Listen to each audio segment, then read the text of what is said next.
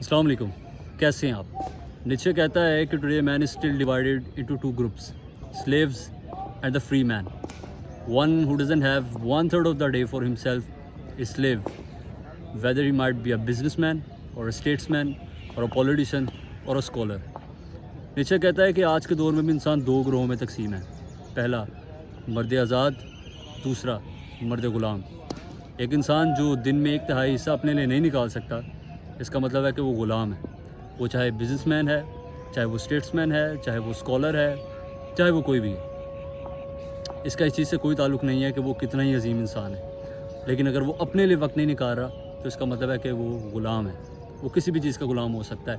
वो अपनी सोच का ग़ुलाम हो सकता है, वो अपने पैसे का ग़ुलाम हो सकता है, वो अपनी मसरूफ़ियत का ग़ुलाम हो सकता है, या फिर वो लोगों का ग़ुलाम हो सकता है.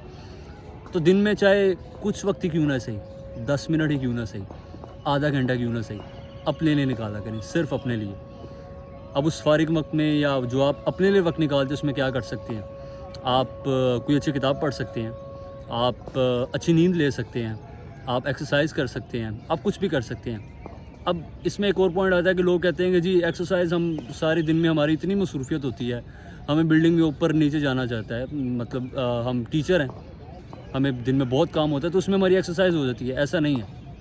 एक प्रॉपर माइंड के साथ सुबह के वक्त उठना और फिर चाहे 10 मिनट ही क्यों ना से ग्राउंड में आके चक्कर लगाना, उसमें और सारे दिन की मसरूफियत में ज़मीन आसमान का फ़र्क है. तो this is all about the mind. इससे होता क्या है कि आपकी मेंटल हेल्थ स्ट्रॉन्ग होती है, जिस पे अफसोसनाक बात यह है कि पाकिस्तान में बिल्कुल तवज्जो नहीं दी जाती. तो अपनी मेंटल हेल्थ पे तवज्जो दें, दिन में अपने लिए वक्त निकालना सीखें. Thank you.